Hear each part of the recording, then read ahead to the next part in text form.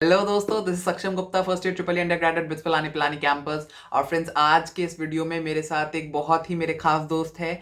इनका नाम है समीर मलिक। फ्रेंड्स, ये लड़के ने इस साल 3000 रैंक से सिलेक्ट होकर केजीएमसी लखनऊ में एडमिशन लिया है। और इनकी खास बात यह है कि ये 1 ईयर ड्रॉपर हैं। लास्ट ईयर इन्होंने 12th पास करी थी।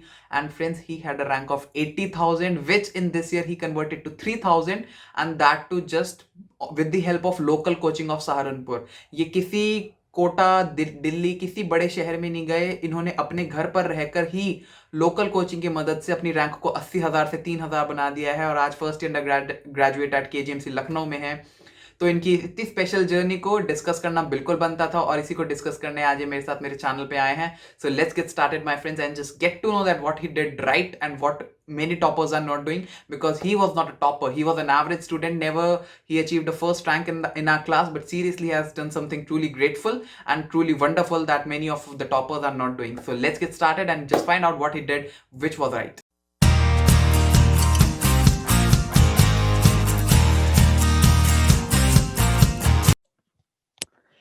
Hello everyone. So this is Samir Malik, and he's the Wonder Boy who has done this phenomenal thing. So without wasting much of his time, let's put up one by one my questions. तो समीर, सबसे पहले यार ये बताओ कि जैसे आपका result आया तो मतलब वो फीलिंग कैसी थी कि लास्ट ईयर 80,000 रैंक थी, इस बार आपने उसको 3,000 रैंक बना दिया। मजा आया। तो मतलब ऐसा लगा कि यार ये तो पता नहीं कि मैंने कैसे कर दिया, ये बहुत मतलब फीलिंग कैसी थी? वो इतना बड़ा ड्रास्टिक चेंज आपने देखा अपनी अपनी रैंक में, तो कैसा था? आप प्लीज उसको एक्सप्लेन करो। यार उस टाइम तो एक्साइटमेंट बहुत ही अलग ही फील हो रहा था उस टाइम पर। और फिर कॉल्स भी आए, जैसे ट्यूशन टीचर का कॉल आया कि आओ यहीं पर इंस्टीट्यूट में गया। फिर मैं मतलब उस टाइम बहुत अलग से फील हुआ था, पेरेंट्स को भी अलग से, यहाँ पर सबने। कि एमबीबीएस में एडमिशन हो गया केजीएमसी लखनऊ में। हाँ, केजीएमसी लखनऊ का तो इतना कुछ एक्सपेक्टेशन थी नहीं कि उस टाइम हो जाएगा, और वो भी फर्स्ट काउंसलिंग में मिल जाए। हाँ। तो इसलिए और काफी अच्छा लगा ये। अच्छा समीर, अब ये बताओ कि यार कि जैसे हमारा फ्रेंड सर्कल इस सब में कितना मैटर करता है, कि मतलब आपके फ्रेंड्स कैसे होने चाहिए? मतलब आप फ्रेंड से बात भी करते थे या नहीं, ये बिल्कुल कट ऑफ कर चुके थे आप कि नहीं ये मेरा पढ़ाई का टाइम है, मैं किसी से बात नहीं करूंगा, किसी से बात नहीं करूंगा? आप इसके बारे में थोड़ा सा बताओ। यानी फ्रेंड सर्कल हमारा बहुत इंपॉर्टेंस रखता है, मेनली अगर वो सही हो। पहले तो हमें ये देखना है कि हमारा फ्रेंड सर्कल सही है या नहीं, इतनी समझ हमें होती है इस एज में। और जैसे तुम थे कोटा में से, तो फोन आता था, और हम physics and chemistry mainly same ही होती है जेईई एंड नीट के लिए। एग्जैक्टली। तो हम एक दूसरे से क्वेश्चन भी डिस्कस कर ही लिया करते थे, या और उसमें मजाक भी होता था। तो ऐसा नहीं टाइम टोटली वेस्ट ही जा रहा है। और वो क्वेश्चंस मेरे से बिल्कुल नहीं होते थे, बस मैं इनसे ही पूछता था क्वेश्चंस। हाँ चलो आगे बोलो। नहीं, सच बात है वो। अच्छा आगे। हाँ नहीं, ऐसे ही नहीं, वो बिट्स पिलानी में।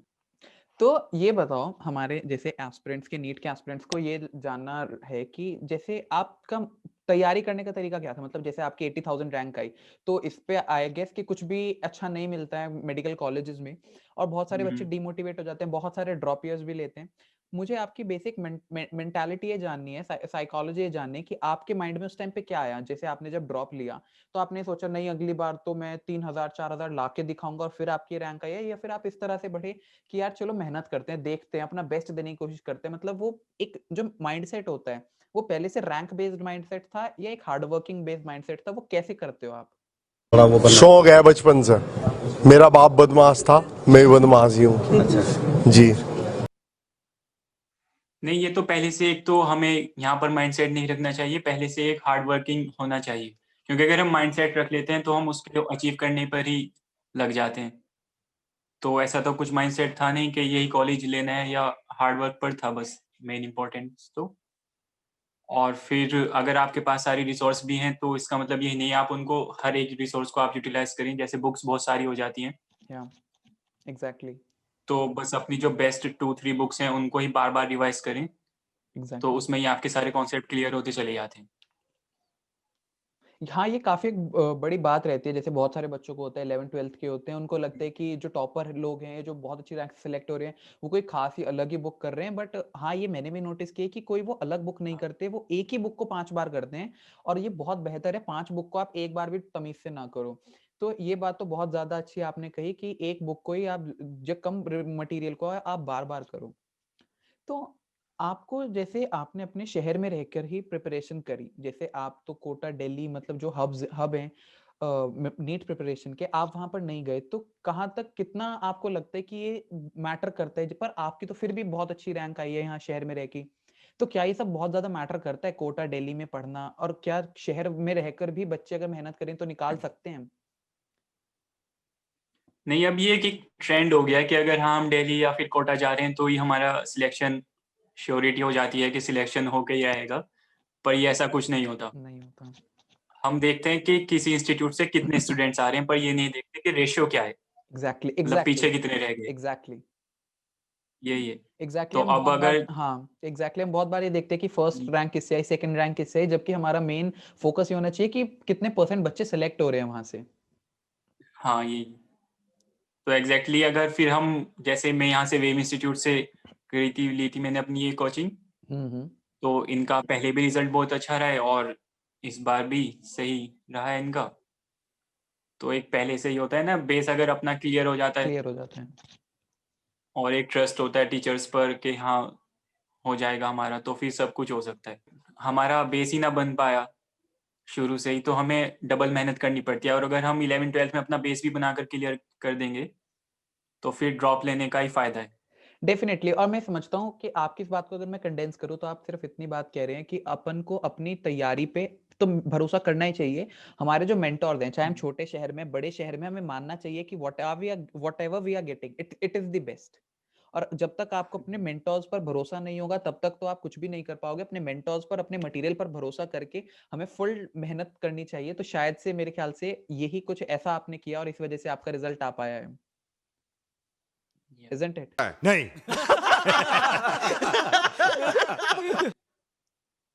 या एक तो ये ड्रॉपर्स में ये भी खासियत रहती है कि वो सोचते हैं कि थोड़ा और एक्स्ट्रा करेंगे हम। हम्म ये होता है ना कि अलग कि 11th-12th में तो हमने ये सब कुछ कर लिया, तो अब हम एक्स्ट्रा करते हैं कुछ कुछ अलग बुक्स देखते हैं। हम्म लेकिन हमें साथ भी ये बात ध्यान में रखनी चाहिए, जो 11th-12th के स्टूडेंट्स होते हैं, 12th के स्टूडेंट्स मेनली, हम्म वो कुछ अलग से नहीं कर रहे हैं, वो भी वही मटेरियल कर रहे हैं जो हमने 11th-12th में करा था। बिल्कुल सही तो बात है। आ तो वहीं से ही रहा है, बिल्कुल सही तो बात है। क्यों ना हम उसको ही रिवाइज करके अपना एक अच्छा सा उससे बॉन्ड बना लेते हैं और फिर उसी को ही बार बार रिवाइज करके, तो उसी में ही अपनी प्रैक्टिस बेहतर कर लेते हैं, तो सही रहता है उससे फिर। अच्छा मुझे बताओ, बात नहीं। जैसे क्या ऐसा कुछ है कि मतलब मैंने अपने व्यूअर्स को जैसे बताया कि आप हमेशा से एक टॉपर नहीं रहे, I know she like it 'cause कि ऐसा नहीं है कि आपकी फर्स्ट रैंक आ रही है हर क्लास में, एंड इनफैक्ट आपके 12th के साथ भी आपने अपने शहर थी तब भी नीट दिया था, तब आपकी 80,000 रैंक थी। तो मतलब ये तो बिल्कुल इस बात को रूल आउट कर देता है कि जो टॉपर हैं या जो बहुत अच्छे माइंड के बच्चे हैं सिर्फ उन्हीं का सिलेक्शन हो रहा है।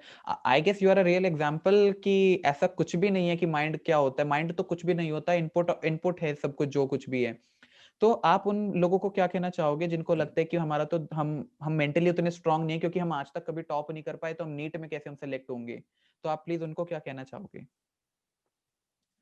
नहीं, ये हमारा जो 10th और 11th का फेज होता है ये बहुत डिफर कर जाता है, हम्म बिकॉज अगर हम कोई कॉम्पिटिटिव लाइन चूज करते हैं 11th में आकर, लाइक अगर कोई कोचिंग ज्वाइन करते हैं नीट या जेई के लिए और सब कुछ के लिए, तो वहां पर ऑब्जेक्टिव क्वेश्चंस आते हैं, और ऑब्जेक्टिव और थ्योरेटिकल में बहुत डिफरेंस आ जाता है। इसलिए यहाँ पर जो 10th का टॉपर होता है वो एग्जैक्टली कुछ अपने आप को ऐसे मत समझे कि 11th-12th आराम से निकल जाएगी एग्जैक्टली एग्जैक्टली और कंपटीशन भी आराम से क्लियर हो जाएगा। एग्जैक्टली और सिमिलरली जो एवरेज स्टूडेंट्स होते हैं उनके लिए भी यही है। हम्म डेफिनेटली। तो ऐसा मतलब बच्चों को मेजरली ये रहता है कि यार हम कोटा दिल्ली या किसी बड़े शहर में नहीं जा रहे हैं, तो अपने शहर में रह के डिस्ट्रैक्शंस बहुत होती हैं, फ्रेंड्स वगैरह बुलाते हैं, तो उस सब के साथ आप कैसे डील करते थे? मतलब वो एक जैसे होता है ना, एक घर पे रह के आप करते हो तो एक थोड़ा मोटिवेशन सा लूज हो जाता है, तो वो और बच्चे लूज कर जा रहे हैं, आप नहीं लूज कर रहे हो, ऐसा आपको क्या लगता है कि मैं अलग कर रहा था जिसकी वजह से मैं मोटिवेटेड रहता था या मैं रोज मेहनत कर पाता था, बट बच्चे नहीं कर पाते। मतलब हम बहुत क्लोजली ऑब्जर्व कर पाते हैं ना लोगों को कि अच्छा ये यहाँ पे डिस्ट्रैक्ट हो गया, मेरे को यहाँ पे नहीं होना है। तो वो हाँ। आपके नजर में क्या पॉइंट था? एक तो जो मेन डिफरेंस आ जाता है वो हमारी पेरेंट्स की गाइडेंस हो जाती है। जब एग्जैक्टली। हम कहीं बाहर वेरी चले ट्रू। जाते हैं तो पेरेंट्स की गाइडेंस हमारे पर नहीं रहती। हम्म। वो अलग बात है कि फ़ोन के ज़रिए हम कनेक्टेड रहते हैं, लेकिन फेस टू फेस अलग ही बात होती है। एग्जैक्टली। तो अब बाहर मैं देखता था कुछ फ्रेंड्स थे, हम्म। तो अपना पार्टी भी जा रहे हैं और हर जगह पर जा रहे हैं। ये अब मेरी एक तो बात हो हमारे रही है। फ्रेंड ना फिकर ना शर्म ना लिहाज, एक बार आया। सर्कल पर भी बहुत डिपेंड करता है। हम्म। लाइक जैसे तुम थे, मेरे सारे फ्रेंड्स अगर हम्म। पार्टी में भी जाते थे उनको पता था कि मैं नहीं जाऊँगा, या अगर हम्म। जाना भी होता था हम्म। तो ज़्यादा फ़ोर्स नहीं करते थे, अपना घर पर ही आ गए सब मिलने किसी दिन। तो हमें ये फ्रेंड सर्कल भी अपना सही रखना है। डेफिनेटली, ये बहुत आपने तो सही ऐसा बात कही। हाँ। हमेशा मोटिवेशन ही मिलता था अपने फ्रेंड से भी और हर चीज़ से कि हाँ, तुम क्लियर कर लो फिर चलते हैं पार्टी में, ये एग्जैक्टली। सब चीज़। एग्जैक्टली। हुँ। एग्जैक्टली। और जब तक आपके अंदर से नहीं आता, मतलब आपको अंदर से पता होता है कि मुझे ये चीज करनी है, जो चाहे 100 डिस्ट्रैक्शंस भी हैं, आपको उनसे फर्क नहीं पड़ता। और जब आपको अंदर से ही होता है कि कोई बात नहीं, होंगे सिलेक्ट हो जाएंगे, नहीं होंगे नहीं होंगे, तो मतलब बहुत ही इजी होता है किसी भी डिस्ट्रैक्शन को एक बड़ा एडिक्शन बनने में। I can totally understand this thing, but हाँ, ये काफी अच्छी आपने बात कही। तो आपका एक कुछ मैसेज आप नीट एस्पिरेंट्स को देना चाहते हो जो कि काफी टेंस्ड रहते हैं, मतलब मल्टीपल ड्रॉप्स ले चुके हैं फिर भी नहीं हो रहा है, तो आप उनको कुछ कहना चाहते हो?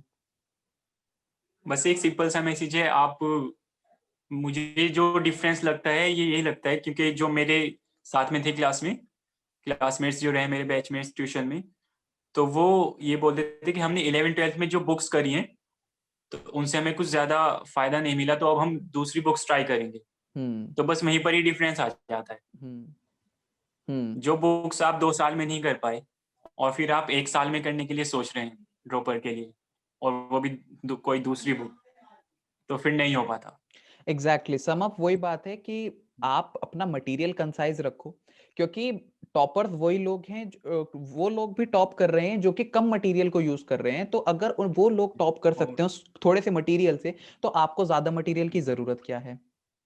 और अगर आपको ज्यादा या मटेरियल की जरूरत ही नहीं है, तो छोटे से मटेरियल को, अगर आपके पास टाइम ज्यादा है, तो उसको ही बहुत अच्छे से बहुत बार रिवाइज करो। ये मैंने बहुत सारे मेरे खुद के जो टॉपर बहुत कमाल के जगह पे दोस्त पहुंचे, उन सबकी भी यही बात है कि हमारा मटेरियल बहुत छोटा सा है, बट उस मटेरियल को हम बार बार कर रहे हैं। थैंक यू समीर आज बात करने के लिए। आई होप कि जो नीट के एस्पिरेंट्स हैं, इनफैक्ट जो जेई के एस्पिरेंट्स हैं, उनको भी बहुत सारे इंसाइट्स मिले होंगे कि कैसे एक बच्चा अगर है अपने घर पर रहकर भी कोचिंग जाता हुआ भी अपनी रैंक को इतना बदल सकता है सिर्फ मेहनत के बेस पे। ये माइंड की बात नहीं होती कि किसका माइंड ज्यादा काम करता है, किसका माइंड कम काम करता है। ये सिर्फ डेडिकेशन और विल पावर की बात है कि किसका मन है करने का, वो कर ही जाता है। So it was really nice talking to you. I hope that you like this video and got some wonderful insights from this wonderful person. और फ्रेंड्स, जिन्होंने मेरे चैनल को सब्सक्राइब कर रखा है उनको बहुत बहुत बहुत बहुत थैंक यू, और जिन्होंने नहीं कर रखा कोई बात नहीं यार, आराम से कर देना, कोई जल्दी नहीं है। Thank you.